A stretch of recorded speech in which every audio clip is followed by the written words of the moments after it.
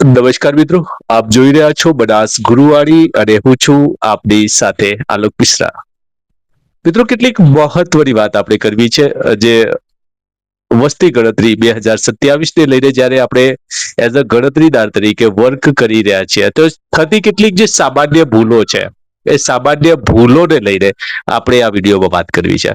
મિત્રો, ઘણા બધા ગણતરીદારોને સમસ્યાઓ આવી રહી છે. એમના જે પ્રશ્નો છે એ પ્રશ્નોની ચર્ચા આપણે વિડીયોમાં કરવા જઈ રહ્યા છીએ. તો આપ જોઈ રહ્યા છો બનાસ ગુરુવાણી અને હજી સુધી ના જોડાયા હોય ચેનલ સાથે તો ચેનલને ચોક્કસથી સબસ્ક્રાઇબ કરી લેજો. વિડીયો ગમે તો ચોક્કસથી આપણા મિત્રોને શેર કરવાનું ભૂલતા નહીં. તો મિત્રો, તમારું જે મકાનને નંબર આપવાનું કામ પૂર્ણ થઈ ગયું હશે અને અત્યારે તમે ચલો એપમાં એન્ટ્રી કરતા હશો.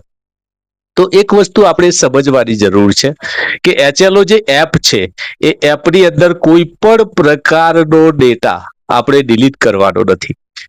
મિત્રો, સમજી લેજો, બહુ જ મહત્વપૂર્ણ વાત છે. જો એચએલઓ એપની અંદર આપણે ડેટા જ્યારે એન્ટર કરતા હોઈએ છીએ અને આપણાથી કોઈ ભૂલ થઈ જાય તો આપણે એ જે ડેટા છે એ ડેટા આપણે ડિલીટ કરવાનો નથી અને ડેટા સીક પણ થઈ ગયો હોય તો એને આપણે સુપરવાઇઝર થ્રુ રિજેક્ટ કરાવીને એડિટ પણ કરાવી શકીએ છીએ. તો આ હતી મહત્વની વાત કે કોઈ પણ ડેટામાં ભૂલ થાય તો જાતે આપણે ડેટા ડિલીટ કરવાનો નથી. હવે બીજો પ્રશ્ન એ છે કે એચએલઓ જે એપ છે એમાં તમારા જે ડેટા સિંક્રોનાઇઝ જ્યારે કરો છો ત્યારે આપના ફોનની અંદર જે મેમરી છે એ મેમરી ફૂલ હોવી પણ આવશ્યક છે. મિત્રો, જો આપણી મેમરી શોર્ટ હશે તો આપણી જે એપ છે ક્રેશ થશે, એટલે કે એમાં બગ્સ આવશે અને ઘણીવાર એ આપણા જે ઓપરેશન્સ છે, જે ડેટા સીક કરવાની પ્રક્રિયા છે એમાં આપણે તકલીફ પડશે. એટલે આપણા મોબાઈલની અંદર જો વધારે પડતા વિડીયો કે અન્ય નેસેસરી હોય તો જરૂરી હોય તો આપણે એને ફોલ્ડરમાં લઈ લઈશું અને આપણા ફોનની મેમરી ચોક્કસથી આપણે ક્લિયર કરીશું. હવે ત્રીજો પ્રશ્ન એ હતો કે જે લીટી નંબર છે એ લીટી નંબર ઓટોમેટેડ જનરેટ થાય છે, જ્યારે મકાન નંબર આપણે મેન્યુઅલી આપવાના થાય છે અને પછી જે સેન્સસ હાઉસ છે નંબર એ ઓટોમેટિક આવે છે અને કુટુંબ નંબર પણ આપણે એમાં ઓટોમેટિક આવે છે. તો આ જે મહત્વની બાબત છે, તો આ લખતાની સાથે આપણે જે ડેટા લઈએ છીએ એ ડેટા આપણી પાસે હોવા જરૂરી છે. કારણ કે એપમાં જ્યારે પણ આપણે એન્ટ્રી કરતા જઈએ છીએ એટલે ક્યાંક સિંગલ મિસમેચ થઈ જાય તો આપણે ગભરાવાની જરૂર નથી.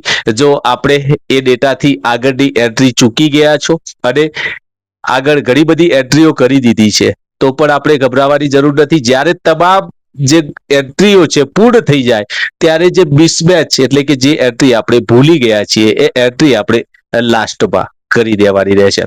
તો મિત્રો, આ હતી કેટલીક મહત્વની બાબતો જે આપણા ધ્યાનમાં હોવી જરૂરી છે. ફરીથી સૌ માટે જણાવું છું કે કોઈ પણ પ્રકારનો ભૂલ થઈ જાય એચએલઓ એપમાં તો આપણા સુપરવાઇઝરને આપણે અવશ્ય જાણ કરવાની રહેશે મિત્રો. કારણ કે જે આપણે ડેટા સિંક કર્યો છે એ તમામ ડેટા આપણા સુપરવાઇઝર શ્રી જોડે જશે અને સુપરવાઇઝર શ્રીને જ્યારે આપ જણાવશો ત્યારે આમાં ડેટા એ રિજેક્ટ કરી દેશે અને રિજેક્ટ કરતાની સાથે આપણે એડિટ આપણા એચએલઓ એપમાંથી કરી શકશો.